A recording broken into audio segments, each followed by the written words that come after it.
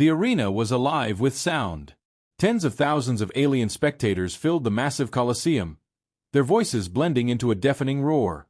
Towering walls lined with energy fields enclosed the combat zone, pulsing with the soft hum of containment barriers. The structure was ancient, built to host the gladiatorial battles that had settled disputes among the Zhu'er dominion for centuries. Today, the arena would bear witness to something unprecedented, a battle between the Zhu'er and humanity. Captain Elias Voss stood in the center of the blood-stained sands, the heat baking down on him from the artificial sun above. He rolled his shoulders, his muscles coiled like steel cables beneath his uniform. 5 other human warriors flanked him, men and women drawn from elite military and special forces backgrounds. They had fought wars, survived death traps, and mastered hand-to-hand combat in ways the galaxy had never seen. But today, they would fight without weapons. Across from them, the Zhu'er gladiators loomed, towering over the humans by at least 2 feet. Their thick, chitinous armor gleamed in the harsh light, their powerful limbs bristling with anticipation. Each Zhu'er warrior was a living weapon, equipped with razor-sharp claws, segmented limbs that could move in unnatural ways, and enough raw strength to tear through reinforced steel. They did not need swords or plasma rifles. Their very bodies were designed for killing. Above, high on a floating platform, the supreme arbitrator of the Zhu'er observed from his throne. His elongated, insectoid skull gleamed under the arena lights, his mandibles twitching with what could only be amusement. He leaned forward, his deep, guttural voice carrying across the stadium through unseen speakers. "Humans, you have come to prove your worth. You claim to be warriors, yet you rely on crude weapons. In this arena, we fight as nature intended, without tools, without armor. Your challenge has been accepted. But you must abide by our sacred laws. No weapons, no outside assistance. Only your flesh and bone against ours. The battle begins now." A massive gong reverberated through the air.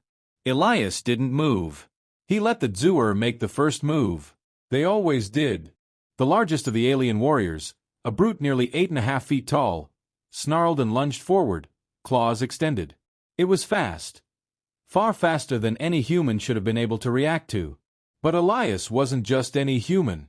He shifted his weight at the last possible second, letting the Zhu'er's claws slice through empty air. His body twisted fluidly, his footwork perfect, and as the alien stumbled forward, he drove his fist into its throat. A sickening crack filled the air. The brute's mandibles snapped open in shock as it staggered backward, choking. The crowd's cheers faltered. To them it had looked impossible. A fragile human had just taken down one of their best warriors with a single, precise strike. Before the spectators could process what had happened, the rest of the Zhu'er charged. Sergeant O'Reilly, a former Marine, grinned as he stepped into a crouching stance. A smaller Zhu'er came at him with a sweeping claw strike, but he ducked, moved inside its guard, and hammered an elbow into the alien's joint. There was a sharp pop as the creature's arm bent the wrong way. Corporal Singh was already moving before her opponent could react. She sidestepped a clumsy swipe, grabbed the alien's wrist, and twisted with brutal efficiency. The Zhu'er screeched as its arm snapped, and a second later, Singh drove her knee into its sternum, sending it crumpling to the sand. Across the battlefield, similar scenes played out. Humans, smaller and seemingly weaker, were dropping their Zhu'er opponents with surgical strikes and fluid counters. The aliens were powerful, but they fought like wild beasts, relying on brute force and instinct. Humans, however, fought like warriors. Elias danced through the battlefield, his movements calculated, his strikes devastating. He parried an incoming claw with an open palm, redirected the attack, and then delivered a spinning kick to the Zhu'er's temple. The alien's head snapped sideways, and it collapsed in a heap. O'Reilly and Singh fought back to back, their coordination flawless. Singh caught an incoming punch, twisted her opponent's arm into an armbar, and forced it to the ground. O'Reilly finished the job with a brutal stomp to the back of its skull. The Zhu'er were losing. Fast. The crowd's energy had changed. What had started as roaring cheers of excitement had turned into stunned silence. They had expected a slaughter. They had expected humans to fall, broken and bleeding, against the might of the Zhu'er warriors. Instead, the opposite was happening.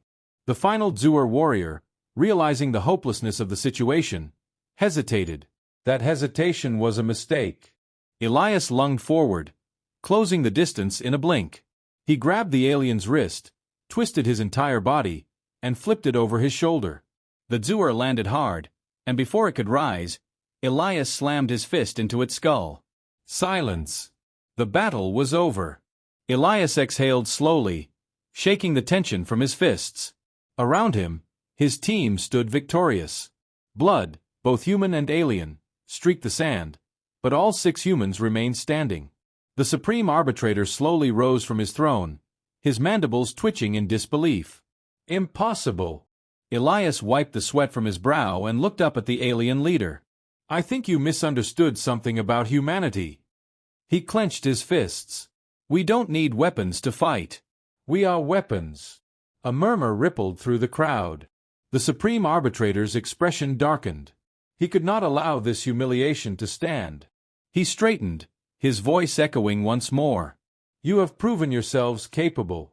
But this was only the first test. A deep, guttural growl resonated from beneath the arena. Massive gates at the far end of the Colosseum groaned as they began to rise. Now, the arbitrator continued, you will face our champion. A shadow moved in the darkness. Then it stepped forward. A behemoth of an alien, 4 meters tall, plated in heavier chitin, its claws like daggers. The Zhuer champion. Elias rolled his shoulders and exhaled. All right, he muttered. Round 2. A hush fell over the Colosseum. The air itself seemed to thrum with anticipation as the Zhuer's champion stepped into the arena. It was a monster, easily twice the size of the warriors Elias and his team had just dismantled. Its thick, chitinous armor gleamed under the artificial sun, each plate layered like the natural plating of an unstoppable tank. It stood on 4 powerful legs, while 2 additional arms, each ending in razor-sharp talons, flexed menacingly. A set of secondary mandibles clicked together, and its 6 eyes locked onto the humans. Elias didn't need to glance at his team to know they were already adjusting their tactics. This wasn't a simple fight anymore. This thing was a biological war machine. Above them, the Supreme Arbitrator's voice rang out again. You have proven yourselves against our warriors, but this is no mere soldier. This is the Devourer, undefeated in 1,000 battles. It has slain entire squads of challengers. Let us see if your hands are enough against its might. The gong sounded. The Devourer moved like a force of nature. 1 second, it was standing still, and the next, it surged forward, covering the ground in an instant. The humans barely scattered in time. Elias felt the air pressure shift as one of the massive limbs swept past where he had been standing a heartbeat before. O'Reilly rolled to the side, coming up in a crouch. Anyone got a plan? Same as before, Singh said, already on her feet. But harder. Then we break it piece by piece, Elias said. The Devourer roared, an unearthly sound that rattled the very bones of the arena. Then, it lunged again, aiming directly for Singh. She reacted fast, pivoting on her foot and narrowly dodging the attack. The Devourer's claws slammed into the ground, kicking up sand and stone, but Singh was already moving. She leapt onto its outstretched limb and ran up its arm like a seasoned parkour expert. In a blink, she was at its shoulder joint, driving an elbow into the exposed membrane where the chitin didn't fully cover. The beast howled, spinning wildly, trying to shake her off. Singh jumped just in time, flipping backward before it could slam her into the wall. Elias saw his opening. He dashed forward, closing the distance between him and the creature's hind leg. He dropped low, his fist driving into the sensitive joint behind the knee. The impact sent a visible tremor through the beast's leg, but it wasn't enough. The Devourer buckled for only a moment before whipping its massive tail around. Elias barely had time to react. The tail slammed into his ribs like a wrecking ball, sending him skidding across the sand. He coughed, shaking off the pain. Damn. That thing hits harder than a dropship crash. O'Reilly and Kaminsky capitalized on the distraction. O'Reilly darted in, throwing a vicious knee into the side of the creature's second leg. Kaminsky followed up with a brutal spinning kick to the same spot. The Devourer screeched. Singh shouted from above. The joints! That's its weakness. Break its legs.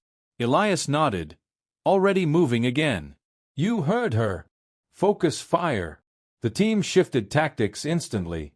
They had no weapons, but they had their speed, their coordination, and most importantly, their ability to think and adapt, something the brute strength of the Zhuer had never accounted for. Sing sprinted toward the wall of the arena and ran up it just enough to gain momentum before pushing off. She twisted in midair, landing on the Devourer's back, gripping onto the plating near its neck. "Keep it busy!" The Devourer, enraged, tried to shake her off again. Its movements became erratic, its balance thrown off. Elias took his chance. He sprinted full speed at its injured hind leg. This time, he didn't just punch. He jumped, bringing all his weight down in a devastating stomp on the already damaged joint. There was a sickening crack. The Devourer howled in agony as its leg gave out beneath it, forcing the beast to drop to 3 limbs. "That's one down," O'Reilly yelled. But the fight wasn't over yet. The Devourer, even crippled, was still a lethal monster. It twisted unnaturally, sweeping one of its arms toward Elias. He ducked, rolling under it, but Kaminsky wasn't as lucky. He caught a glancing blow to the shoulder and was sent tumbling. The Devourer was learning. It was adapting.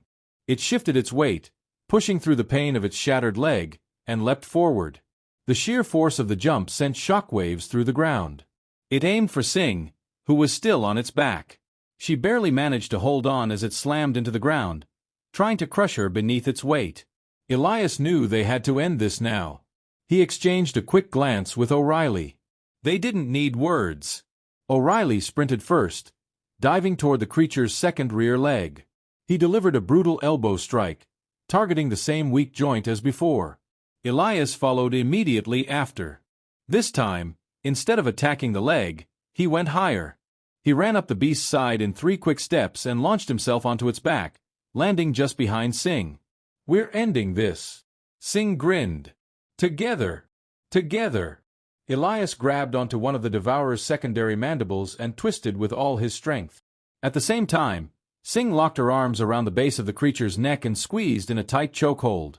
The Devourer thrashed, but with 1 crippled leg and 2 highly trained human warriors cutting off its air, it was losing steam fast. O'Reilly and Kaminsky weren't done either. They delivered synchronized blows to its remaining support leg, and with another sickening crack, the limb snapped. The Devourer collapsed. Elias and Sing held on for a few seconds longer before finally releasing their grip. They jumped off, rolling as they hit the sand. The arena was silent. The Zhuer spectators, who had been so sure of their champion's victory, were now staring in disbelief. Above them, the Supreme Arbitrator rose from his throne, his mandibles clicking rapidly, a nervous tick. Elias dusted himself off, wincing slightly from his bruised ribs. He turned his gaze up toward the Arbitrator. "Still think we need weapons?" The Arbitrator hesitated. Then, slowly, his mandibles curled into something resembling a sneer. "Impressive. But this is not over." A new sound echoed through the Colosseum. Deep, mechanical, ominous. Elias's gut twisted. The floor beneath them shifted. Then it opened. And something much, much worse began to rise. The ground trembled beneath Elias and his team as the massive metal doors in the center of the arena yawned open. A deep, mechanical growl echoed from the abyss below, followed by the rhythmic clanking of something impossibly large climbing to the surface. Elias clenched his fists. "You've got to be kidding me." From the pit, a war beast emerged. This was no mere gladiatorial opponent. This was a Tsaurian war machine, a fusion of brutal alien engineering and biological augmentation. It stood over 15 feet tall, plated in thick cybernetic armor. Its forearms ended not in claws but in massive reinforced fists, each the size of a human torso. Pulsing blue energy coursed through its veins, and its elongated skull bore a single glowing red optic, scanning for threats. Sing swore under her breath. "They really don't like losing, do they?" O'Reilly smirked, wiping blood from his chin. "Guess that means we made an impression." The Supreme Arbitrator's voice thundered over the arena. "You have defied the honor of the Zhuer. You have humiliated our warriors and disrespected our traditions. But your defiance ends here. Behold, the Judgment Titan." The alien audience, once stunned into silence, erupted into cheers. Kaminsky rolled his shoulder, wincing. "So, anyone got a plan for punching a walking tank?" Elias exhaled slowly. "The Titan's optic I locked onto them, and it took a single ground-shaking step forward. "We take it apart." The gong sounded. The Titan moved faster than anything that big had a right to. It lunged forward, one massive fist swinging toward Sing like a wrecking ball.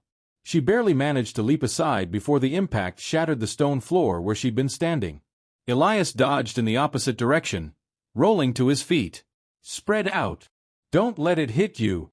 O'Reilly dashed behind it, trying to flank, but the Titan adjusted its stance and kicked. The movement was so fast that O'Reilly was sent flying, slamming into the arena wall with a sickening crunch. "O'Reilly's down," Kaminsky shouted. "We keep fighting," Elias growled. The Titan turned toward him. Its glowing optic flared, and a deep hum filled the air. Energy was building. "Move!" Sing shouted.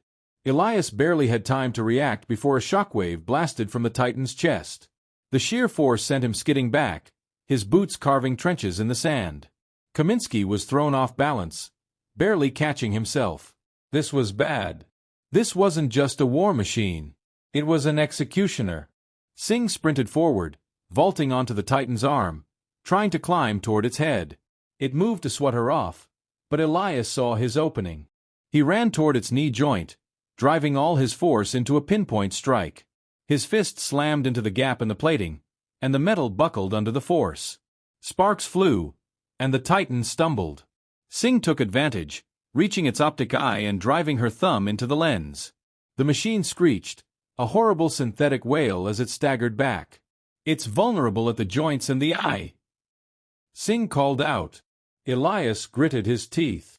"Then we end this now." Kaminsky, now back on his feet, sprinted at the Titan's other leg. With a brutal spinning kick, he struck just below the knee, forcing the massive machine to drop. Sing wasn't done. She ripped out the exposed cables from the Titan's damaged optic, and the machine shuddered, sparks flying from its skull. "Elias now!" Elias charged. Every muscle in his body coiled like a spring, and he leapt. He grabbed the Titan's mandible-like lower jaw and twisted. With a horrible, grinding crack, the entire headplate tore free. The Titan seized for a moment, then collapsed onto its back, the impact shaking the entire arena. Silence. Elias stood over the fallen war beast, panting. Blood dripped from his knuckles. Sing dropped beside him, wiping sweat from her brow. Kaminsky helped a groaning O'Reilly to his feet. Then, the supreme arbitrator rose from his throne. Enough. The entire arena fell into a hushed stillness. The arbitrator's mandibles clicked in frustration, his many eyes narrowing. Never before have we seen such defiance, nor such power from a species with no weapons. Elias stepped forward. "We warned you. You wanted war. We gave you a fight. And we won." The arbitrator was silent for a long moment. Then, with a slow, deliberate gesture, he raised his arm and brought it down. The gong sounded. The battle was over. The massive gates at the end of the arena opened, leading out of the Colosseum. A sign of passage. The humans had earned their victory. As Elias and his team made their way toward the exit, Sing smirked. "Think they'll let us come back?" O'Reilly groaned, holding his ribs. "I'd rather not." Elias glanced back at the defeated Titan, then up at the stunned Zooer audience. "If they do, they better come prepared." And with that, the humans walked out of the arena, undefeated.